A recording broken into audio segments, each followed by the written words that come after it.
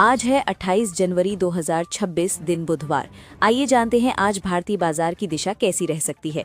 कल बाजार बंद होने के बाद किन स्टॉक को लेकर बड़ी खबरें आई हैं जिन पर निवेशकों को नजर रखनी चाहिए। वॉल स्ट्रीट में मंगलवार को मिला जुला रुख देखने को मिला, जहां अलग अलग सेक्टर्स ने इंडेक्स को अलग दिशा दी। यूएस डॉलर में लगातार कमजोरी और आज आने वाले यूएस फेडरल रिजर्व के पॉलिसी फैसले से पहले बाजार में उतार चढ़ाव बना रहा।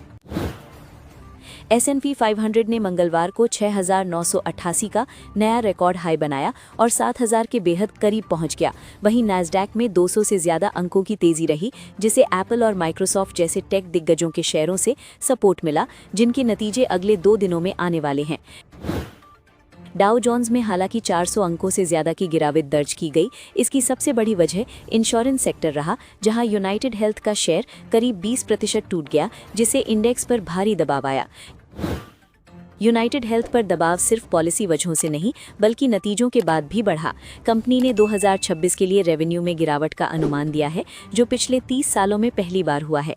इस गिरावट से कंपनी का करीब $55 बिलियन का मार्केट कैप साफ हो गया। यूनाइटेड हेल्थ के साथ साथ बाकी इंश्योरेंस कंपनियों में भी तेज बिकवाली देखने को मिली। CVS हेल्थ, ह्यूमैना जैसी कंपनियों के शेयर 11% से लेकर करीब 22% तक टूटे, जिससे पूरे सेक्टर में डर का माहौल बन गया।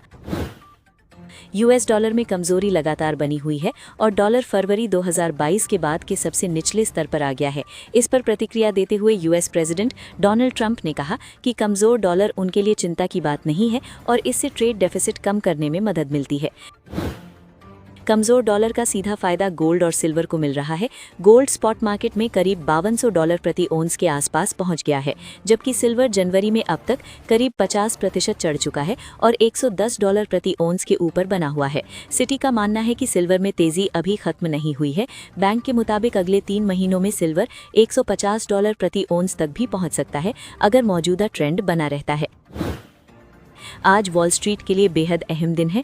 यूएस फेडरल रिजर्व का पॉलिसी फैसला आने वाला है और इसके साथ ही बिग टेक कंपनियों के नतीजों की शुरुआत भी हो रही है। माइक्रोसॉफ्ट, मेटा और टेस्ला आज अपने रिजल्ट्स पेश करेंगी। इसके अलावा IBM, GE वेरनोवा और AT&T जैसी बड़ी कंपनियों के नतीजे भी आ जाने हैं, जिससे बाजार में दिन भर तेज हलचल देखने को मिल सकती है।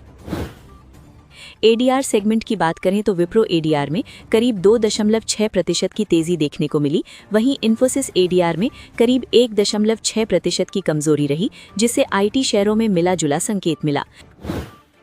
बैंकिंग ADRs में मजबूती दिखी, जहां ICICI बैंक ADR करीब 1.9% और HDFC बैंक ADR करीब 0.9% ऊपर बंद हुआ। रिलायंस इंडस्ट्रीज GDR में हल्की कमजोरी देखने को मिली। डॉक्टर रेड्डीज लैबोरेटरीज ADR में हल्की कमजोरी रही, जबकि मेक माई ट्रिप ADR में करीब 1.5% की गिरावट देखने को मिली। दूसरी तरफ यात्रा ऑनलाइन ADR में 3% से ज्यादा की मजबूती दर्ज की गई।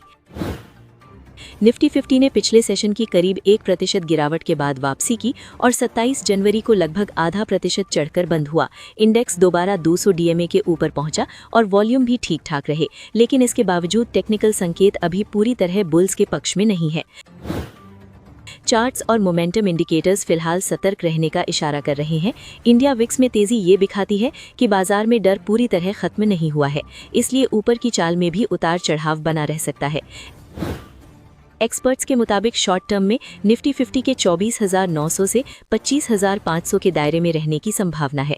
अगर इंडेक्स 24,900 के नीचे मजबूती से फिसलता है तो गिरावट बढ़कर 24,600 तक जा सकती है।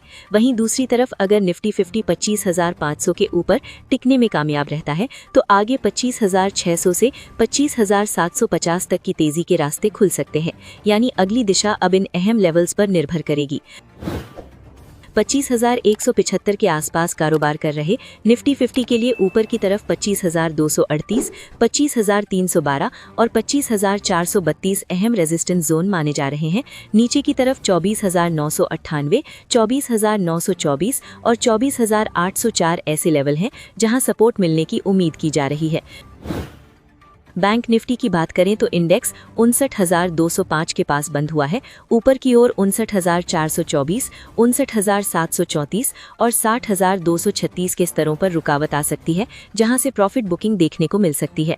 फिबोनाची के हिसाब से बैंक निफ्टी के लिए 59,550 और 59,936 मजबूत रेजिस्टेंस जोन है। वहीं नीचे की तरफ 57,824 और 57,015 ऐसे लेवल हैं जहां से खरीदारी का सपोर्ट बन सकता है। मार्केट सेंटिमेंट दिखाने वाला निफ्टी पुट कॉल रेशियो 27 जनवरी को बढ़कर 1.02 पर पहुंच गया। पिछले सेशन में ये 0.7 के आसपास था, यानी एक दिन में इसमें साफ सुधार देखने को मिला है। अगर ये रेशियो 0.7 से नीचे या 0.5 की तरफ जाता है तो उसे कमजोरी और बेयरिश संकेत माना जाता है। इंडिया विक्स, जो डर का इंडेक्स माना जाता है, दिन में 16.06 तक पहुंच गया था। हालांकि बाद में ये ठंडा पड़ा और 14.45 पर बंद हुआ, लेकिन फिर भी इसमें 1.83% की बढ़त ये दिखाती है कि बुल्स अभी पूरी तरह निश्चिंत नहीं है। डेरिवेटिव सेगमेंट में फंड फ्लो की बात करें तो इंडेक्स फ्यूचर्स में करीब 2,998 करोड़ रुपए की बिकवाली देखने को मिली। इसके उलट स्टॉक फ्यूचर्स में 6,559 करोड़ रुपए की खरीदारी रही, जो चुनिंदा शेयरों में दिलचस्पी दिखाती है। इंडेक्स ऑप्शंस में 784 करोड़ और स्टॉक ऑप्शंस में 3,601 करोड़ रुपए की नेट बिकवाली दर्ज की गई। इससे साफ है कि ऑप्शन ट्रेडर्स अब भी सावधानी के साथ पोजीशन ले रहे हैं। कैश मार्केट में डीआईआई ने मजबूत खरीदारी की और करीब 7,760 करोड़ रुपए के नेट खरीदार रहे। वहीं एफआईआई और एफपीआई ने लगभग 1,952 करोड़ रुपए की नेट बिकवाली की, जिससे बाजार पर हल्का दबाव बना रहा।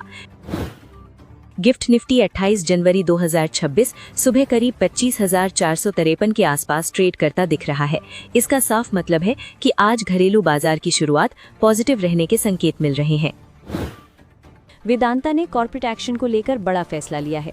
कंपनी हिंदुस्तान जिंक में अपनी 1.59% हिस्सेदारी बेचने जा रही है, जिसके तहत 6.7 करोड़ शेयर ओएफएस के जरिए बाजार में आएंगे।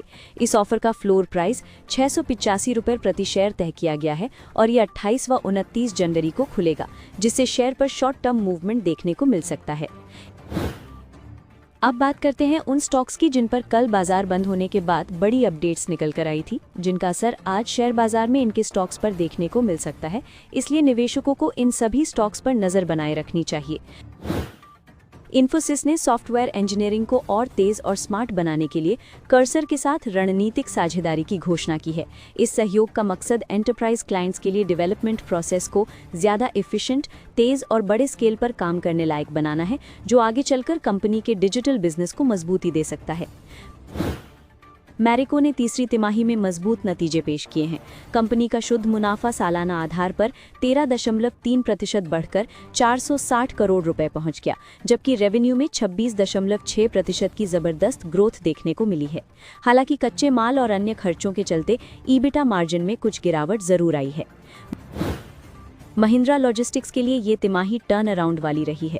कंपनी ने घाटे से निकलते हुए 3.25 करोड़ रुपए का मुनाफा दर्ज किया है। आय और ईबिटा दोनों में अच्छी बढ़त दिखी है। साथ ही मार्जिन में सुधार ये संकेत देता है कि ऑपरेशनल एफिशिएंसी पहले से बेहतर हुई है। एलआईसी ने बजाज फाइनेंस के डिबेंचर्स में करीब 5,120 करोड़ रुपए का निवेश किया है। इस कदम से बजाज फाइनेंस को लंबी अवधि की फंडिंग मिलेगी और डेट साइड पर कंपनी की स्थिति और मजबूत हो सकती है, जो ग्रोथ को सपोर्ट करेगा।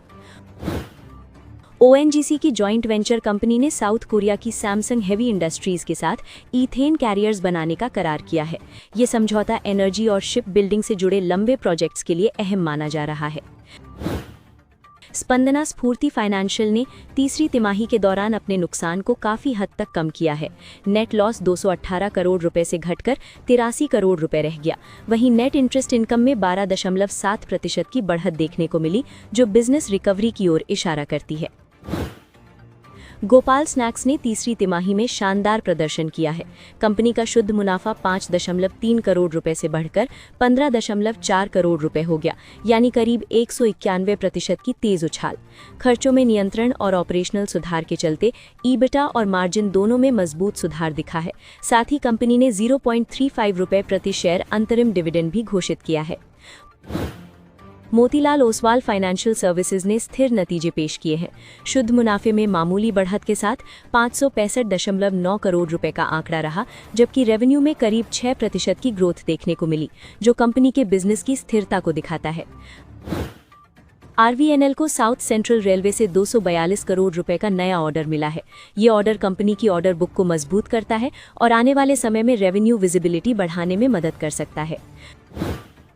रामकृष्ण फॉर्जिंग्स के नतीजों में मुनाफे के स्तर पर दबाव दिखा है। शुद्ध मुनाफा 35% से ज्यादा गिरा है, लेकिन ऑपरेशनल परफॉर्मेंस बेहतर रही है। ईबिटा और मार्जिन में सुधार ये बताता है कि कंपनी लागत और संचालन पर अच्छी पकड़ बना रही है। विशाल मेगामार्ट ने तीसरी तिमाही में मजबूत ग्रोथ दिखाई है। शुद्ध मुनाफा 262.7 करोड़ रुपए से बढ़कर 312.9 करोड़ रुपए हो गया, जबकि आय और ईबिटा दोनों में अच्छी बढ़त दर्ज की गई है। मार्जिन में हल्का सुधार रिटेल बिजनेस की मजबूती को दर्शाता है। मेट्रो ब्रांड्स के लिए भी ये तिमाही काफ़ी अच्छी रही है। शुद्ध मुनाफा और रेवेन्यू दोनों में मजबूत बढ़त देखने को मिली है। ईबिटा और मार्जिन में सुधार ये दिखाता है कि कंपनी का ब्रांड और स्टोर लेवल पर प्रदर्शन लगातार बेहतर हो रहा है। सनटेक रियल्टी ने भी तीसरी तिमाही में शानदार ग्रोथ दर्ज की है। कंपनी का मुनाफा बढ़ा है और आय में तो दोगुने से भी ज्यादा की छलांग देखने को मिली है, जो रियल एस्टेट सेगमेंट में मजबूत डिमांड का संकेत देती है। आरपीजी लाइफ के नतीजों में दबाव नजर आया है।